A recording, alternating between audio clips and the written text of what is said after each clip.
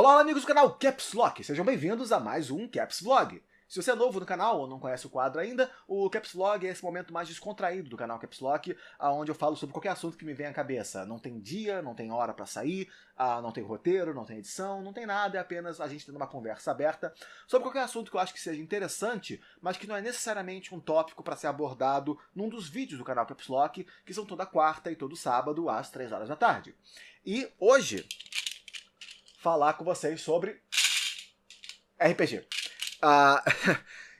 Apenas uma breve passagem sobre a minha experiência com RPG de mesa, RPG original mesmo, papel e caneta. Porque é um assunto que eu gostaria muito de poder falar e eu sei que tem uma comunidade legal aí que também fala sobre esse assunto. E só poder partilhar isso com vocês. E eu tenho aqui comigo alguns dos livros de RPG da minha época. Na verdade, eu acho que eu tenho até um pouco mais ali. Deixa eu pegar. Vou fazer uma coisa que raramente eu faço no Caps Log. Eu vou dar um cortezinho aqui só para eu pegar os outros livros que estão aqui para juntar com esses. Espera aí. Pronto, agora a pilha está completa. Então eu só quero passar com vocês a minha experiência com RPGs de mesa, que é um assunto nostálgico para mim também. E é um assunto agradável, porque eu meio que saí da comunidade. Eu não estou mais tão envolvido com RPG de papel e caneta há muitos anos. Porque os meus amigos todos, a gente cresceu, o pessoal tá casado, tá com filho, tá com emprego que ocupa muito do seu tempo. A gente não tem mais tempo livre para jogar RPG de mesa como a gente fazia quando era pequeno. E eu já mostrei aqui no canal Caps Lock, num outro vídeo, 5 jogos que me influenciaram. O primeiro livro de RPG que eu tive, que foi o Mestre das Charadas, que é um pequeno livro-jogo que vem com regras para adaptar ele para um RPG de mesa. Esse foi o primeiro RPG que eu joguei de verdade. E isso foi quando eu tinha 8 para 9 anos, eu era muito novo. E desde aquela época eu me apaixonei por RPGs. E desde então, quando eu fui crescendo, eu comecei a jogar RPG e eu ensinei RPG para a maioria dos meus amigos. E a gente não tinha dinheiro para comprar livros, então muitos dos RPGs que a gente jogava, eu fazia. Eu construía os sistemas, as fichas, as classes, as regras, e eu utilizava muito desses acessórios que eu quero mostrar para vocês para botar monstros no mundo, para criar mapas, para ter ideias de aventura. Então eu quero partilhar com vocês algumas das coisas que eu tenho aqui. No primeiro, First Quest. Isso aqui é velho. Ele está falando aqui, é 94, 95. A First Quest era um conjunto de RPGs, uma introdução aos jogos de RPG, feito pela editora Abril. E a ideia aqui era um RPG para iniciantes mesmo, em que você tinha um simples sistema de regras, as fichas dos personagens eram prontas, você tinha um mapa, você tinha miniaturas, e você fazia as suas aventuras e jogava, e era fácil de jogar, e era também muito divertido de jogar. E esse aqui foi um dos primeiros RPGs, você comprava isso aqui em banca de jornal, era mó barato, era fantástico. Era equivalente a 50, 60 reais, que você comprava um conjunto inteiro de RPG para jogar com 6 amigos, com tabuleiro, miniaturas e dados, e era muito, muito maneiro mesmo. E era onde você começava. E depois eu joguei D&D, Advanced Dungeons and Dragons, a D&D segunda edição, eu joguei D&D terceira edição, eu joguei D&D quarta edição. E esse aqui, por exemplo, esse aqui é o escudo.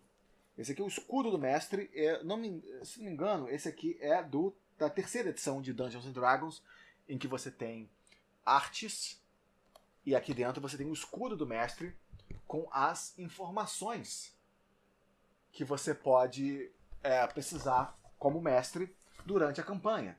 Então você tem aqui como fazer recompensa para encontros com monstros, a vantagens de combate, evolução do personagem, qual a experiência que o personagem precisa para passar de nível, quais são as ações de movimento que você pode ter, ou as ações padrões que você pode ter, o que é uma ação imediata, as regras mais básicas, as condições, o que é atordoado, o que é cego, o que é derrubado, as condições básicas para você jogar um RPG avançado na frente do mestre a todo momento, sem que ele precisar ficar consultando livros, como por exemplo o Guia do Mestre. E aqui você tem as regras básicas do RPG, e aqui é onde a gente começa a ter problemas. Porque esse livro aqui era 70 reais na época que ele foi comprado. Hoje eu acho que ele pode ser encontrado mais barato do que isso. Mas é o sistema D20 da Wizard of the Coast. E aqui é onde ele começou a ter um problema de verdade. Porque o problema de RPG de mesa é que ele é caro. Ele é muito, muito caro. Você precisa comprar múltiplos livros, mais acessórios, e ler os livros, entender as regras. E dependendo do livro, os seus jogadores deveriam ter uma cópia deles mesmos. Como, por exemplo, aqui é o livro do mestre. Mas você tem, por exemplo, o livro do jogador. E você tem a edição 1 e a edição 2. E esses livros têm coisas diferentes neles. Então o ideal é que cada jogador tivesse o livro do jogador. E cada um desses livros do jogador custa mais ou menos 50, 60 reais. Então você está numa mesa de 5 pessoas, nós estamos falando de 10 cópias desses livros aqui. Mais um do mestre, mais o livro dos monstros. Fica caro, muito rápido. Fora dados, fora mapas, fora fichas. É muita coisa. Então fica difícil acompanhar. Principalmente para um jovem, uma criança, 12, 14, 15 anos, ter um sistema de RPG oficial em mãos é uma coisa muito complicada. Então foi aqui onde as coisas começaram a parar, porque a gente não tinha dinheiro para jogar RPG. E mesmo eu fazendo os meus próprios sistemas, não dava para acompanhar tudo. Então até hoje eu tenho aqui as minhas anotações. Eu botava nas páginas mais importantes, por exemplo, deixa eu pegar aqui, destinos épicos. Então eu marquei aqui porque quando a campanha era avançada, eventualmente você passa de nível 20 e você começa a ter destinos épicos para os seus personagens. Então que destinos são esses? Eu tinha um acesso aqui rapidinho para poder acessar. Então aqui, perícias. Onde que está a página de perícias? Essa aqui, pronto. Então, perícias, como treinar perícias, quais são as perícias que os personagens podem ter, como testar perícias, como fazer, escolhendo as perícias, quais são as perícias por classe. Tudo aqui é acessável para o mestre poder consultar rapidamente, sem ficar procurando no índice. Os talentos heróicos de nível 1 a 10. Uma lista enorme que o mestre tem que saber de cabeça, ou pelo menos ter um acesso rápido para consulta. E Dungeons and Dragons é uma série de RPG fantástica, mas ela ficou muito complexa muito rápido e ficou muito cara muito rápido, então era difícil acompanhar. Aí você tem o livro 2. E no livro 2 você tem mais classes. A característica de classes, por exemplo, o bardo, a classe bardo só tinha no livro do jogador 2. Eu quero jogar de bardo, eu não tenho o livro do jogador 2, você não pode usar essa classe. Aí a gente tem que ir lá fora e comprar outro livro de 60 reais para aprender uma classe para o jogador poder utilizar ela. Então, sabe, mesmo no D&D 4 e no D&D 5 eles tendo melhorado isso, não ficou tão fantástico assim. E aí você tem o livro dos monstros. E a boa parte da ideia do livro dos monstros era ter uma arte de excelente qualidade, onde você tinha uma noção da aparência desses monstros. Por exemplo, o que é uma abominação? Uma abominação é isso aqui. Então você poder descrever visualmente o que é uma abominação para os seus jogadores fazia uma diferença. E você ter uma noção do que são os monstros e como aplicar eles a uma aventura. Então, por exemplo, deixa eu pegar apenas um aqui. Aqui nós temos diferentes tipos de dragão. Você pode, por exemplo, enfrentar um dragonete da torre, ou enxames de dragonete dentes de agulha, ou um pseudo-dragão, ou um dragonete cuspidor, ou quem sabe um dragonete raivoso. São diferentes tipos de monstro, com diferentes tipos de aparência, e ecologia, e habilidades, e comportamentos. E é um livro muito rico. Para um mestre que quer informação, para um mestre que quer variedade, isso aqui vale ouro. O problema é que ele também custa ouro. Essa que é a dificuldade. Mas existem alternativas mais antigas que eu também utilizava, como por exemplo, Defensores de Tóquio. E aqui, essa aqui eu tive todas as edições de Defensores de Tóquio, todas as versões que saíram, que era da revista Dragão Brasil. Eu tinha tudo, nem todas sobreviveram ao tempo, a maioria foi perdida ao tempo. Esse aqui foi o único que sobreviveu porque ele tem um papel mais grosso, uma capa mais grossa, então ele resiste melhor à passagem do tempo. Mas a ideia aqui é um pseudo-RPG para iniciantes. Pseudo porque eu digo que ele é bem simples, mas ele é funcional. Mas se você começar a avançar muito ou explorar muito, é extremamente fácil quebrar esse sistema. Deixar ele insanamente absurdo e deixar ele quebrar as regras completamente é fácil. É super fácil. E ele não é feito para você jogar campanha muito longa, porque se os personagens ficarem no nível muito alto, o jogo fica ridículo muito rápido. Então ele é bom para você... Faz uma ficha, joga o jogo, 2, 3, um mês jogando todo fim de semana, campanha acabou, começa outra nova. Fácil. Porque a ideia aqui é que você pode jogar com qualquer tipo de personagem que existe em qualquer tipo de anime. Você quer fazer um RPG de Street Fighter? Eu já fiz. Defensores de Tóquio. Você quer fazer um RPG de Power Rangers? Eu já fiz. Defensores de Tóquio. Você quer fazer um RPG de Pokémon? Eu já fiz com Defensores de Tóquio. É para isso que ele serve, para você utilizar ele como uma plataforma para construir outros sistemas. E claro, tudo aqui é baseado em anime. Você pode fazer um RPG de Sailor Moon, se você quiser, ou você pode fazer um RPG de Dragon Ball Z, ou apenas um RPG medieval mais brincalhão. E isso tudo... Tem até uma ficha aqui, meu Deus do céu, ok. Provavelmente são anotações minhas. E a ficha também é bem simples. Que vem aqui na capa de trás, você xerocava a ficha e todo mundo podia jogar. É uma ficha de uma folha só, que era uma coisa que eu até gostava, mas também não era a coisa mais prática e organizada do mundo. E você podia criar as suas aventuras, suas campanhas, de uma forma muito mais prática e simplificada, o que de fato, é muito útil. E era um excelente RPG para iniciantes. Esse aqui custa apenas R$ 5,90. Então, por R$ 6,00, você saía com um livro do mestre, jogador e monstros na mão. Então, era uma alternativa muito boa para iniciantes e é extremamente útil. E daqui nós também temos o RPG de Tormenta. E esse aqui é o livro, o escudo do mestre de Tormenta, que é do RPG de 3D&T com regras para você jogar no universo de Tormenta, com dicas. Quais são as perícias, quais são os efeitos de magia, as vantagens e desvantagens, o que é ponto de vida, as regras de combate. Eu não gosto muito desse escudo porque ele tem muito texto. Então você tem que ler parágrafos para entender, embora esteja bastante coisa organizada aqui. Mas ele não é extremamente útil. A arte é muito bacana. Esse pseudo-anime que o pessoal utiliza no Brasil... eu nunca gostei muito dessa arte do... Quer dizer, eu gosto e não gosto. Eu gosto da arte porque é uma arte muito bonita e muito bem feita. Mas, ao mesmo tempo, isso aqui não é estilo anime, estilo mangá feito por brasileiros. Eu não sei se vocês vão conseguir entender a diferença, mas esse estilo de arte aqui é o que eu chamo de brasileiro tentando fazer anime. Brasileiro tentando fazer mangá. Tipo, não é mangá feito por brasileiro, é brasileiro tentando fazer mangá. Eu não sei se vocês sabem, na minha cabeça a diferença é clara do que eu quero dizer com essa frase, mas eu não sei se todo mundo vai entender. Mas é isso que eu enxergo quando eu vejo essa arte. E aí, claro, nós também temos o manual 3D&T, que nasceu da Dragão Brasil, onde eles tinham esses diferentes tipos de RPGs. Você tinha RPG de Darkstalkers, de Street Fighter 03, você tinha manuais específicos para você aprender de...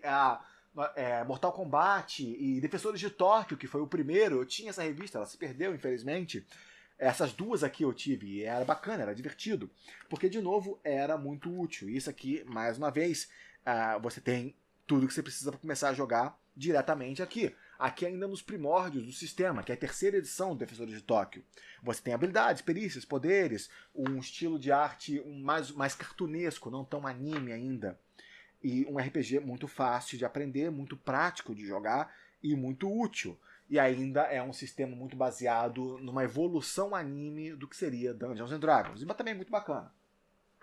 Mas quando falamos de anime mesmo, nós temos Anime RPG. Um livro que eu comprei e nunca, jamais joguei. Simplesmente complexo demais pro meu grupo, o pessoal já não tinha mais tanto interesse nessa época.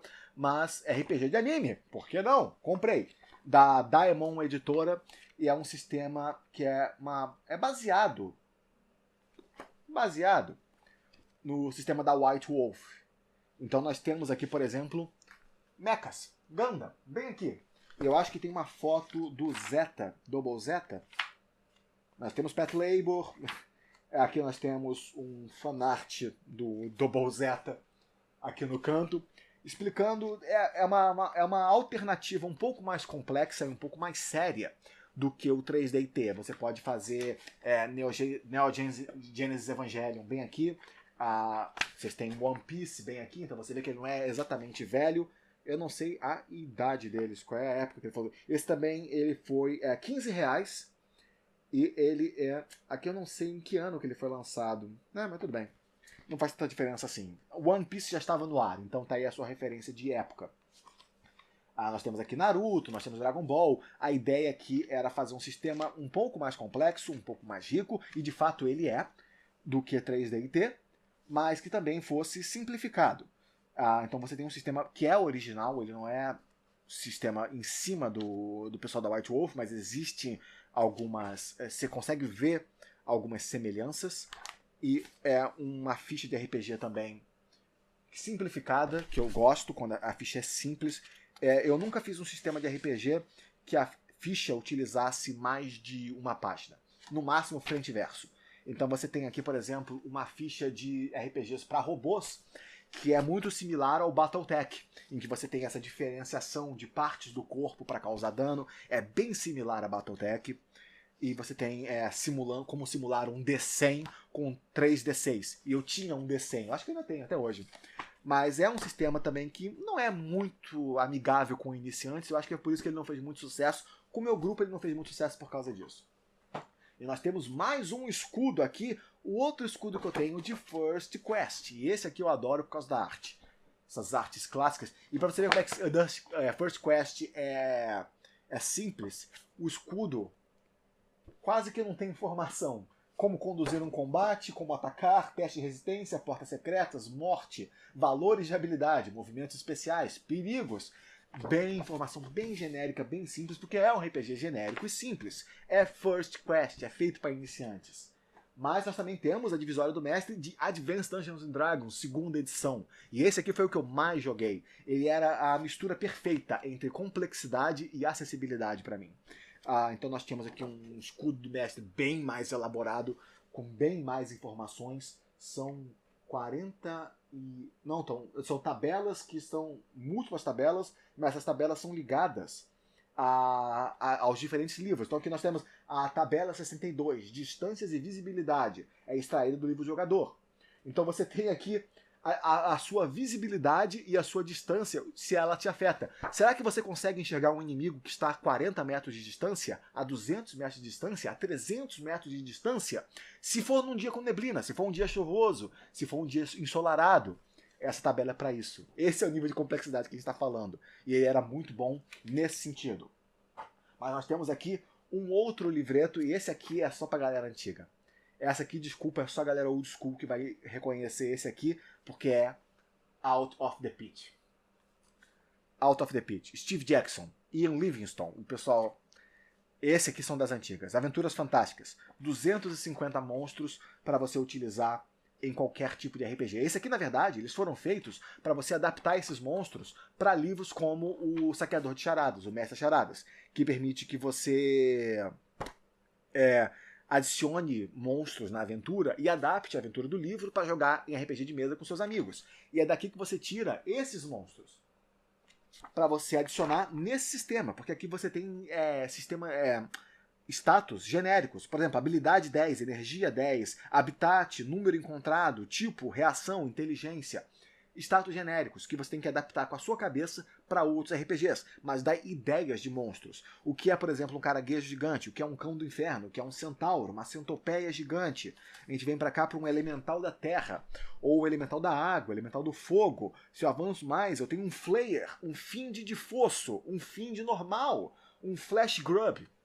Tudo aqui, Out of the Pit, para você poder adaptar 250 monstros completamente originais para suas aventuras. E esse aqui é verdadeiramente das antigas. Acho que eu não faço nem ideia do ano em que esse livro foi lançado. Vou só ver se eu consigo localizar aqui alguma informação. Acho que nessa informação nem vai ter. Infelizmente, esses tipos de livros são tão antigos que eles nem se lembravam de colocar essas informações nesses livros. Só olhar a primeira página aqui, se vai ter essa informação. Duvido que tenha. Tem uma coisa bacana aqui também. Aqui nós temos... se tem eu não estou localizando. Não estou localizando, mas o bacana é também que outra coisa que esse tipo de livro tem é uma ideia de mapa. Se você não tem um mapa para o seu mundo de aventuras, esse livro te dá um. Então, acessórios para mestre. E aqui nós temos, daquele escudo de Tormenta, o livro de Tormenta. Também sistema 3D&T adaptado para você poder jogar o universo de Tormenta com regras para você adaptar esse sistema para Caminhos da Magia, para 3D&T, para GURPS e para AD&D. Então existem conversões, o que eu acho muito útil, muito bacana, muito inteligente eles terem feito isso. Você saber adaptar as regras do universo para múltiplos sistemas. Isso é genial, porque você pode jogar o sistema que você quiser. E aí você tem as cidades, as diferentes cidades do universo de Tormenta. Como são essas cidades? Como são as pessoas que moram nessas cidades? Que tipos de loja tem lá? Qual é o clima de lá? Qual é a densidade lá? Quais são os rumores e boatos que rodam a cidade? Você tem tudo isso dentro desse livro. Então é uma parada muito bacana.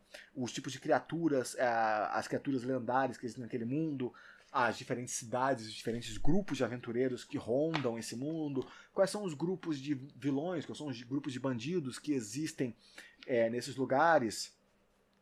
E você tem aqui as armaduras, a bioarmadura, um conceito que eu nunca consegui aceitar a bioarmadura, mas tudo bem. Você tem os artefatos do universo Tormenta, tudo pronto para você adaptar para o seu sistema favorito. É um complemento muito, muito bacana. E falando de RPGs que nunca foram para frente, que tal Utopia D10? R$6, da editora Mitsukai. Nunca foi pra frente. Também comprei e nunca usei. Jamais. Porque o grupo não tinha interesse, porque é um sistema mais complexo e mais genérico. Genérico demais para ser utilizado com uma ficha que é bem mais complexa e menos interessante. E isso que é a verdade. Você não consegue vender essa ideia tão facilmente, mesmo sendo um RPG relativamente barato, com R$6, o grupo de jogadores que eu tinha disponibilidade naquela época não se interessava. De novo, um sistema mais próximo do sistema da White Wolf, mas ainda é original, ainda tem suas próprias ideias, o que é muito bacana. E por último, penúltimo, Mini GURPS. Para quem não conhece GURPS, GURPS é um sistema genérico de RPG que veio antes de 3D&T. Em GURPS você podia fazer RPG do que você quisesse, literalmente de qualquer coisa que você desejasse. E o sistema permitia isso, ele abraçava isso.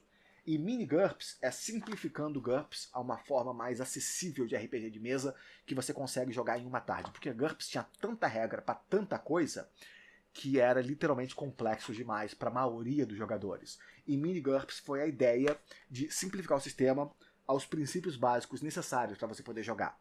E é isso que ele faz. E aí ele também, ainda assim, ele permite que você jogue um RPG de ficção científica, um RPG pré-histórico, um RPG que você pode jogar da era medieval, com fantasia, sem fantasia. GURPS permite você fazer isso. E esse é o grande brilho da coisa. O mestre de GURPS tem que ter bastante informação e conhecimento na cabeça. Os jogadores nem tanto. Você pode pegar uma pessoa que nunca jogou na mesa, sentar com ele, explicar como fazer uma ficha e sair jogando numa boa. GURPS é pra isso. E por último, apenas uma joia do passado que eu quero compartilhar com vocês. Paranoia. Paranoia. Um RPG de comédia num futuro, uma distopia futura insana, onde todos os jogadores estão jogando contra todos os jogadores. Aqui é um universo caótico de paranoia, literalmente, em que você não pode fazer nada sem permissão, e o mundo todo é codificado por cores, então você tem que ter uma autorização verde para entrar numa área azul, mas você tem que pedir o formulário rosa para conseguir o ticket roxo que vai te permitir ter o formulário verde. E qualquer uma das pessoas com quem você fala para conseguir qualquer uma dessas coisas, elas vivem num universo de burocracia insano, e se você tentar burlar a burocracia, ou se você não aceitar todas as regras insanas que a sociedade impõe sobre você, você pode ser visto como um traidor e morto automaticamente. Porque em Paranoia é super fácil ser morto. Porque você tem clones. Então você tem vidas. Então o seu clone pode ser destruído, mas daqui a pouco vem outro para te substituir e continuar a sua missão insana num universo de burocracia além de qualquer compreensão. É quase impossível sobreviver no universo de Paranoia, e a ideia é justamente essa. O seu grupo de jogadores com quem você está participando, um deles pode ser um espião, o outro deles pode ser um cultista, outro deles pode ser o Juiz Dredd. Esse universo é baseado justamente nesse conceito de lei além da insanidade, num universo tão complexo que é quase impossível de sobreviver nele. E é um RPG bem de nicho. Eu nunca consegui sentar para jogar com os meus amigos isso, mas eu li esse livro porque eu tinha muito interesse nele. As regras são um pouco mais complexas, é um sistema completamente original, e é muito mais para aventuras curtas. Campanhas longas de Paranoia são muito complicadas de fazer. Mas, bom, é isso.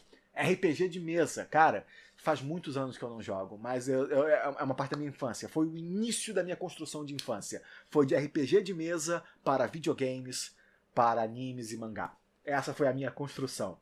E eu queria poder partilhar com vocês, porque eu tenho esses livros na minha casa até hoje, eu pretendo guardar todos eles. Esses são os meus dados de mestre, esses são os dados que eu usava para mestrar. Só eu jogava com esses. A gente tinha uma pilha de dados para os jogadores utilizarem, mas esses aqui eram os dados do mestre, que só eu tinha. E eu queria poder partilhar isso com vocês. Eu não sei se quantos jogadores de RPG de mesa nós temos hoje em dia. Eu sei que ainda existe uma comunidade forte, mas ela não é mais tão vocal da época que você tinha a Dragão Brasil ativa no Brasil ainda. E hoje em dia, RPG de mesa, RPG de papel, de livro, acabou meio que se auto-enforcando. Hoje em dia você tem que investir muito dinheiro e é muito complicado você separar as pessoas e o tempo para sentar e jogar RPG de verdade. Mas é uma coisa que eu adoraria poder voltar a fazer de novo um dia desses. Quem sabe, eventualmente. Mas é só para partilhar esse pequeno pedaço da minha infância com vocês e saber se de repente você ainda joga ou já jogou RPG de mesa alguma vez. Coloca aí nos comentários que eu gostaria muito de saber o quão ativa ainda é essa comunidade hoje em dia. Tentar descobrir. E muito obrigado a você por assistir esse Caps Log até agora. Eu espero que tenha sido útil e interessante para você. O meu nome é Araújo, esse é o canal Caps Lock. Eu gostaria muito de ver você aqui no próximo vídeo.